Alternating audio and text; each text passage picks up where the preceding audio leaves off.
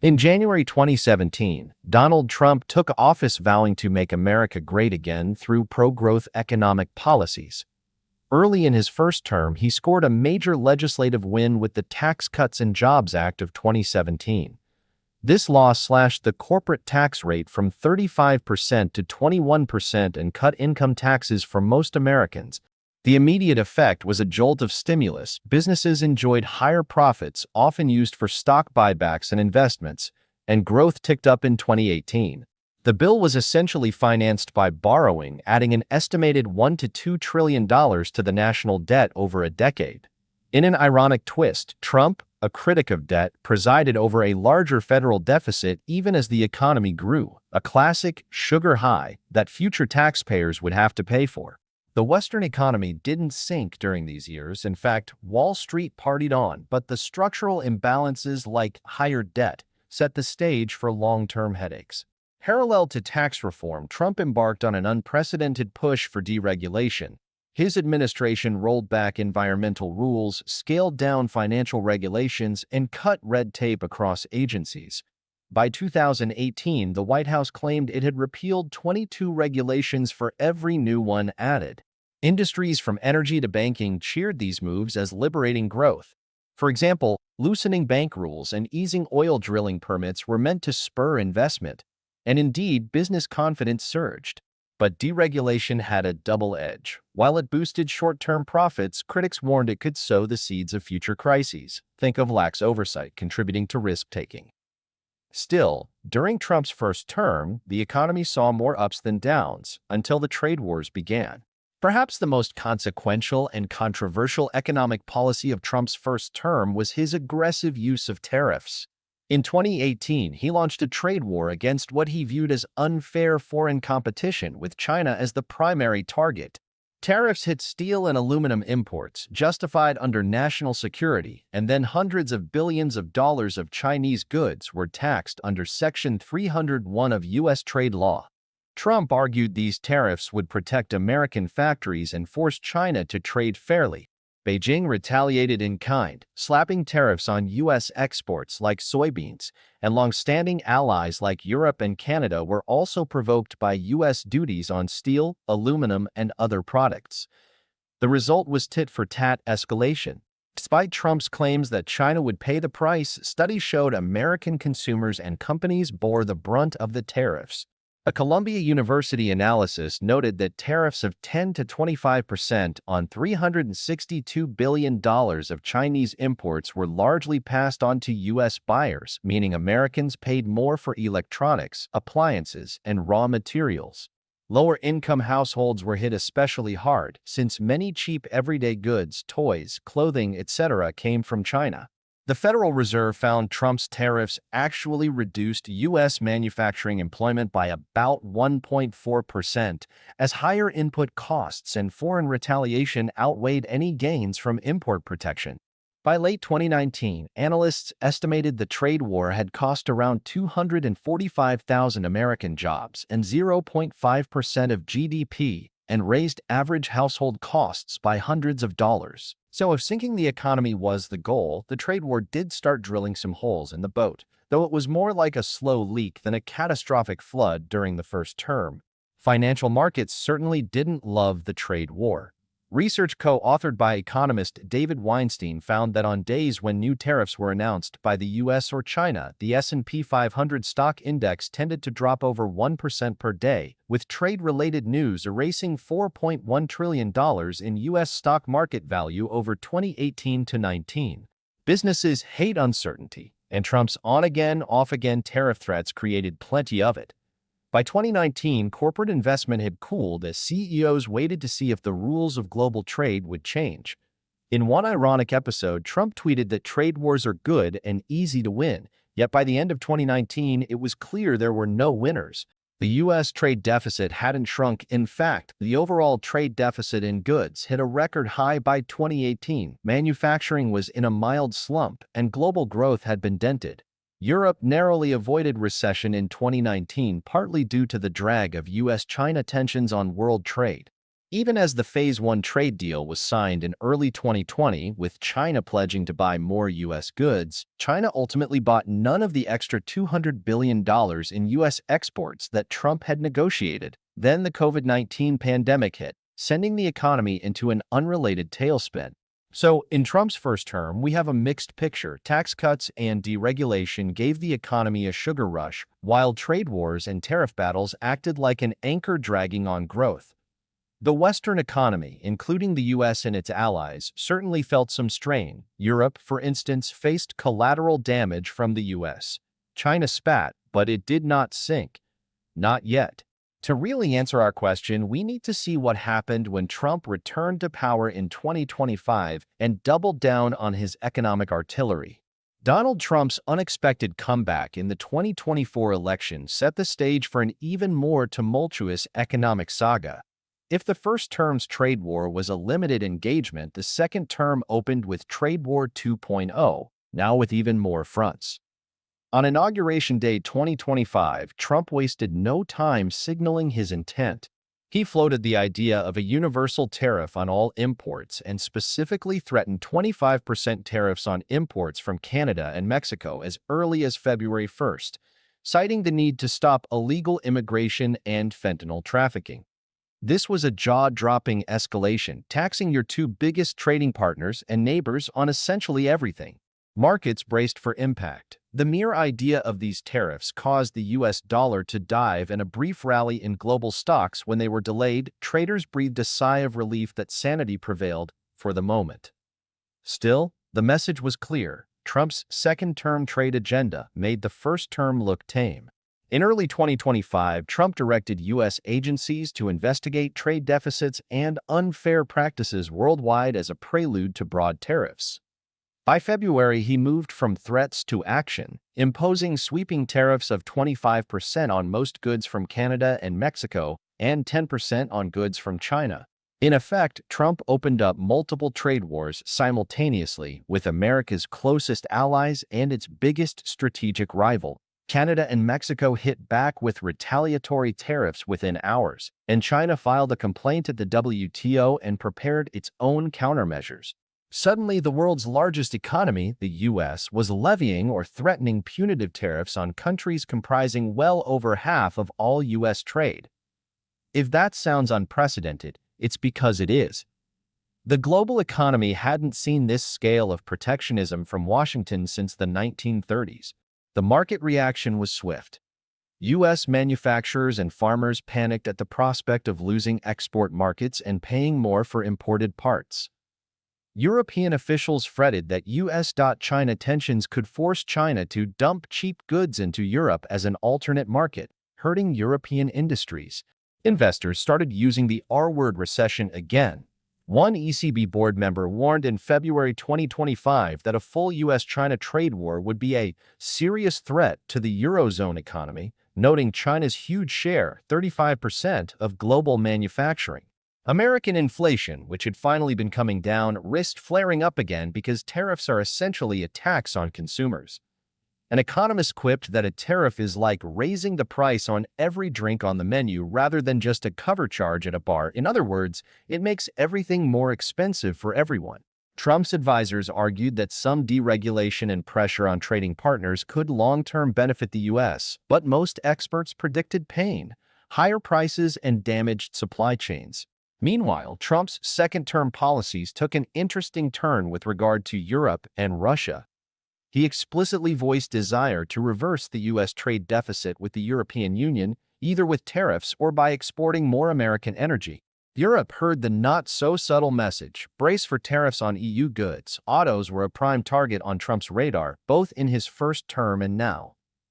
The threat of U.S. tariffs on European cars or other exports put EU officials in a bind: retaliate and risk a transatlantic trade war, or concede and buy more American LNG and beef to appease Trump? Neither is appealing. Europe's economy, already slowed by energy crises and near stagnation in 2024, could ill afford a trade shock. European central bank simulations indicated that while the U.S. would also take a hit from broad tariffs, Europe might actually suffer more in certain scenarios, especially if China diverted its exports to flood the European market. One silver lining per the ECB: if the euro currency fell in value relative to the dollar, it might cushion Europe's exporters even if tariffs hit. Still, as of 2025, the outlook is a more fractured global trade system, the US sparring with China and even with friendly nations, which could stunt growth across the Western world. It's as if the captain of the ship, America, decided to patch some leaks by drilling new holes elsewhere, a strategy of dubious logic. Trump may not intend to sink the Western economy, but his second-term trade salvos are certainly rocking the boat harder than ever. The Western economies, US, EU, Canada, etc., are resilient but not unsinkable. If these conflicts escalate unchecked, we could face a storm as severe as any since the Great Depression. And speaking of which, history rhymes in curious ways. Trump's trade crusades have drawn comparisons to the infamous Smoot-Hawley Tariff Act of 1930, an episode every economics student learns as the cautionary tale of protectionism gone wrong. Passed at the onset of the Great Depression, Smoot-Hawley hiked U.S. tariffs on over 20,000 imports, an average increase of around 20%. The idea was to protect American farmers and factories during a downturn. What happened instead? Dozens of countries retaliated with their own tariffs, and global trade plummeted by an astonishing 2/3 in the following years. As Ronald Reagan later summarized, it ignited an international trade war and helped sink our country deeper into the Great Depression. In economic terms, Smoot-Hawley was among the most catastrophic acts in congressional history, according to the U.S. Senate's own historical account. It's a stark reminder that when major economies turn protectionist, everyone can end up poorer and worse off. Why dredge up 90-year-old history? Because the parallels and contrasts are informative. Like Trump's tariffs, Smoot-Hawley was justified as putting America first. But the backlash was severe. U.S. exports collapsed, and even industries it meant to help, like farmers, suffered as foreign markets closed. Today's world is different, more globalized, complex supply chains, but the core lesson remains: trade wars are usually lose-lose. Modern studies of Trump's first-term tariffs echoed this, finding widespread losses for manufacturers and consumers. And if Trump's second-term plans truly introduce 10 to 20% tariffs on all imports, something he mulled during his campaign, it would be Smoot-Hawley on steroids.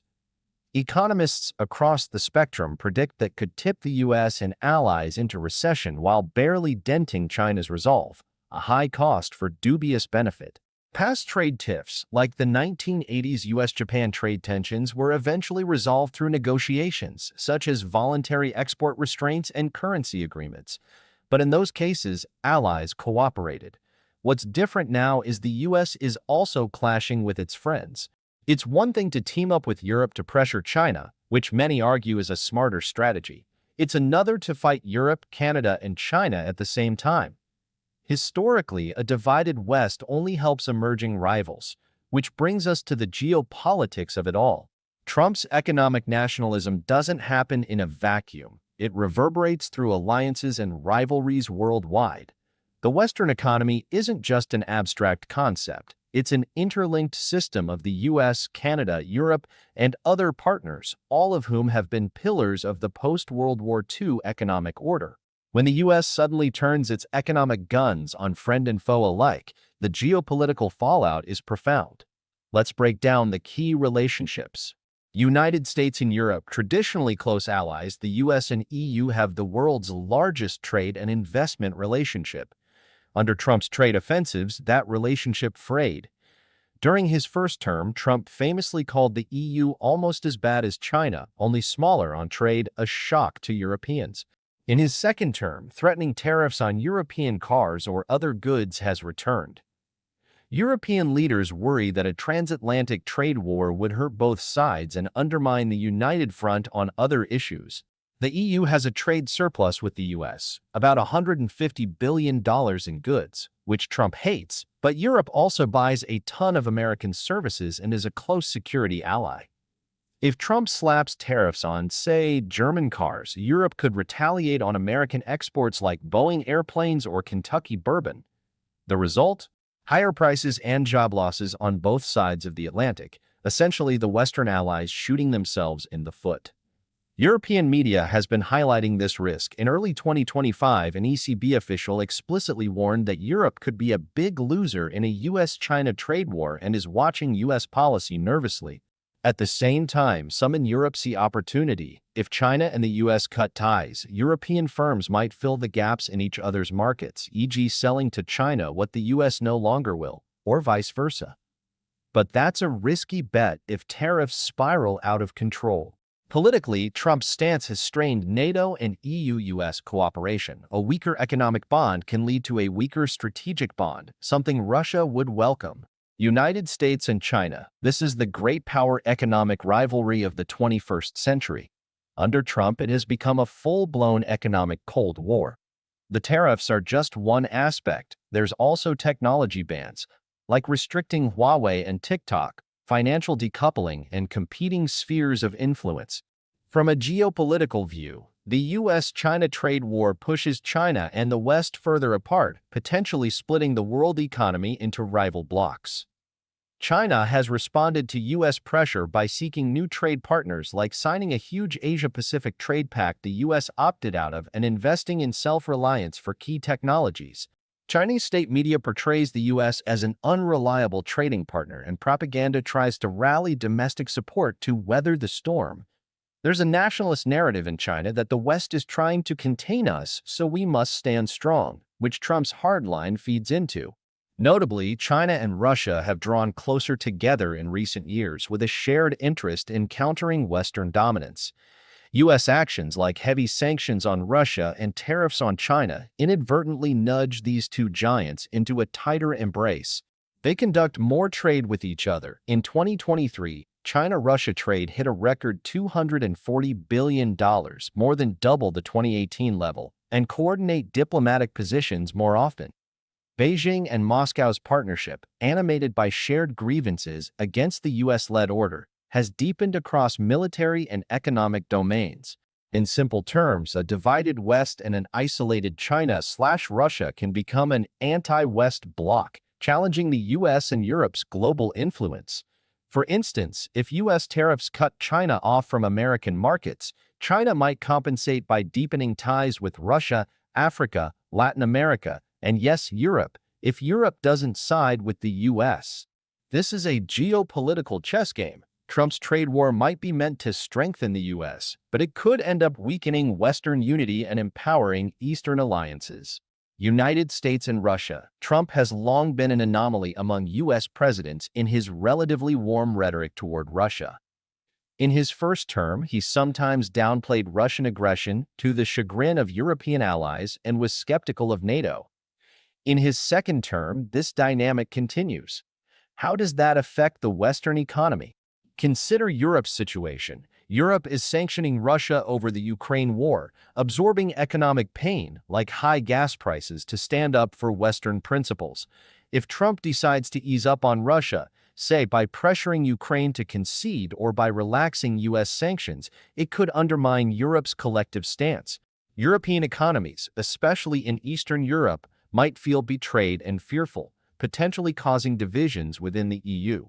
Meanwhile, Russia's economy, though much smaller, would get a lifeline if sanctions wane, allowing it to sell more oil, gas, maybe even to US markets.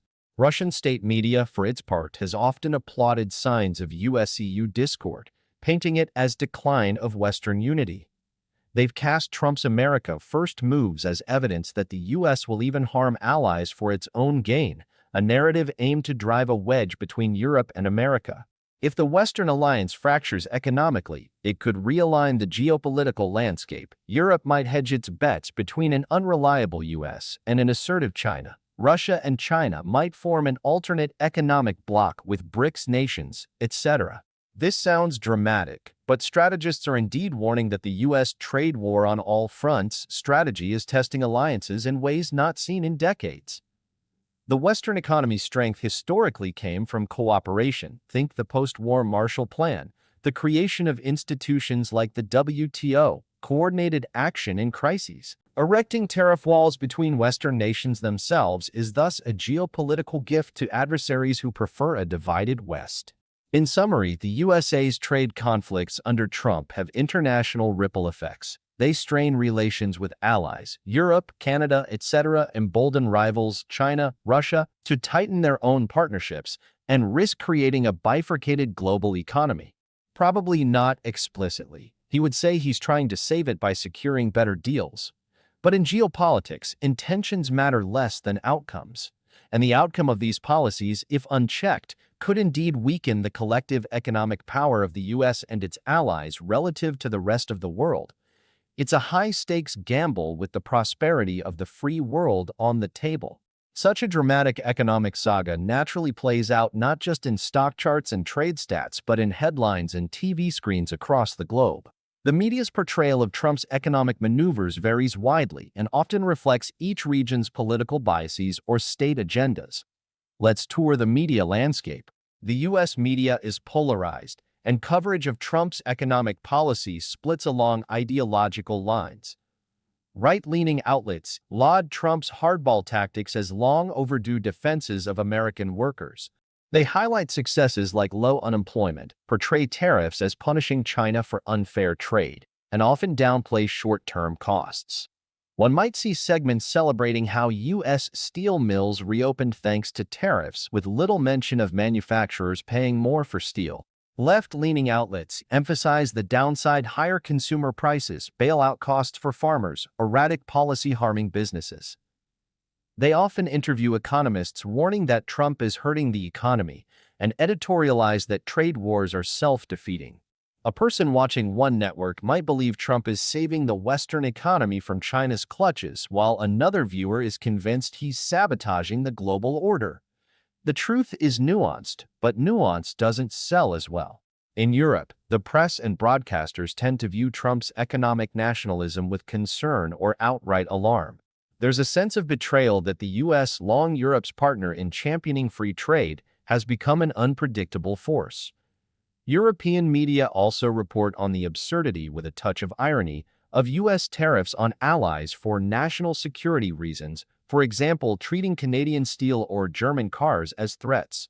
Political cartoons in Europe have depicted Trump as a bull in a china shop, pun intended, wrecking the global economy, or as Uncle Sam turning his back on friends. However, European coverage isn't uniformly negative. Some financial papers note that if China and the U.S. duke it out, Europe could gain export market share freed up by the conflict.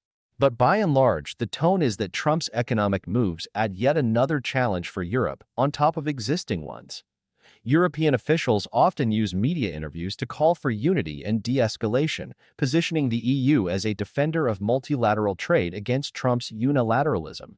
In China, state-run media deliver a tightly controlled narrative. The trade war is portrayed as America trying to contain China's rise. Trump's tariffs are condemned as bullying and self-harming.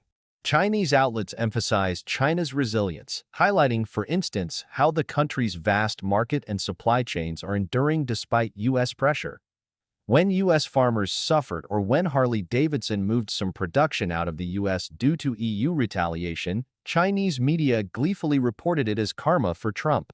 Propaganda aimed at domestic audiences stresses patriotism. We will not yield to foreign pressure. We can innovate our way out of dependence on the West. They also push the message that U.S. policies are causing global instability, trying to win sympathy from other nations by casting China as the responsible actor and the U.S. as the disruptor.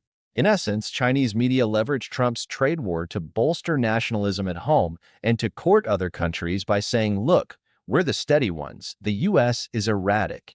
This is important for misinformation because Chinese state outlets also feed content into global social media, sometimes blurring the lines between news and propaganda. Russian state media often take an ironically amused tone about the U.S.-led economic fights. They amplify anything that shows division in the West. For example, if European farmers protest against U.S. sanctions or tariffs, Russian media gives it oversized coverage to suggest Western governments are hurting their own people for no reason. In the narrative of Kremlin-backed media, Trump's policies reveal hypocrisy and weakness in Western democracies. They might say, America preaches free trade then breaks the rules when it suits them, to undermine U.S. moral authority. Russian outlets have also propagated conspiracy-like ideas that Trump's chaos is deliberate to hasten U.S. decline, or that the deep state is actually causing these trade conflicts, mixing kernels of truth with speculation to confuse audiences. Since Russia itself is less directly involved in the trade war except enjoying higher Chinese trade as a result, their media mostly uses it as a wedge issue, driving rifts between US and EU, or painting a picture of a Western order in disarray. A European or American consuming Kremlin-funded content online might encounter subtle disinformation suggesting, for instance, that Europe should break from US sanctions or that China and Russia are forming an unstoppable new economy that will leave the West behind. These narratives can distort public perceptions and policy debates. With such divergent media spins, how can viewers protect themselves and discern the economic reality? Here are a few strategies exemplified by how we approach this video. Whenever possible, look for hard data and analysis from reputable, nonpartisan institutions. In this video, we cited sources like the Peterson Institute for International Economics, the Federal Reserve, the Congressional Budget Office, and Reuters News. These organizations and publications provide fact-based information that can cut through spin. If a claim sounds too outrageous or one-sided, verify it against a neutral report. For example, if U.S. media says China is paying the tariffs, check a study or official data, as we did, finding that Americans largely pay them. Compare multiple perspectives, don't rely on just one country's or one outlet's narrative. If American media is saying one thing about Trump's policies, see how European or Asian media report the same event. The truth often lies in understanding all angles. A trade war has winners and losers on each side. Hearing only one side's grievances can be misleading. By sampling a variety of sources, you get a fuller picture and can spot inconsistencies or propaganda talking points. Media misinformation often appeals to emotion, fear, nationalism, anger to cloud logic. If a news piece is heavy on emotional language, economic carnage, betrayal, surrender, and light on specifics, be cautious. Propaganda outlets, for instance, might show dramatic images of empty factories or overstate protests to make a point. Always ask, what are the facts? What data or evidence is provided? In this video, we strive to be calm and factual even as we sprinkle a bit of ironic humor. Maintaining a somewhat detached tone helps resist the pull of partisan fervor. Understand the economic basics. One way misinformation spreads is by exploiting economic illiteracy. Concepts like tariffs, trade deficits, or GDP growth can be confusing, and some media may oversimplify or distort them. Taking time to understand these concepts through explainers or reliable educational resources arms you against false claims. For instance, knowing that a trade deficit isn't necessarily losing money. It can simply mean a strong currency and consumption can help you spot when politicians use that term misleadingly. After all, as we've shown, the reality is complex. There are legitimate arguments on multiple sides and serious stakes for everyone. It's exactly in such complexity that misinformation finds fertile ground, so our best defense is knowledge and a bit of healthy skepticism. So is Trump trying to sink the Western economy? If you ask U.S. farmers hurt by lost exports or European manufacturers eyeing U.S. tariffs nervously, it might feel that way. Trump would say he's actually rescuing the Western economy from unfair trade and over-reliance on rivals, even as Wall Street sometimes feels like it's on a roller coaster because of his policies. The truth, as we've journeyed through, is that Trump's economic moves are a high-stakes gamble. They could, in a twist of fate, sink parts of the Western economy if the trade wars spiral and alliances fracture, a result nobody, presumably, wants. History warns us of that iceberg ahead. Yet, in Trump's view, short-term pain is worth long-term gain to rebalance global trade. Whether that long-term gain ever materializes is uncertain while the risks are very real. In the end, it may not be a question of intent, it's a question of effect. And the effect so far has been to put the Western-led economic order under great strain. The Western economy's ship isn't sunk, but it's certainly taking on water. Allies are uneasy, adversaries are circling, and everyone's watching the captain on the bridge with bated breath. Perhaps the subtle irony here is that a presidency billed as America First might end up struggling against headwinds partly of its own making. For all our sakes, one hopes cooler heads and savvy policies will prevail to steer us away from the worst-case scenario. As we've learned, economics isn't a zero-sum war game. It's more like a delicate ecosystem. Sink one part, be it allies or supply chains, and the whole system suffers. The Western economies have been powerful precisely because they worked together. The open question is whether Trump's strategy will force a recalibration that ultimately strengthens the West, or whether it becomes a self-inflicted wound. Until we know, keep your life vests handy, financially speaking, and stay informed. That's all for this deep dive into a wild economic voyage. Thank you for watching, and see you next time, hopefully in calmer waters.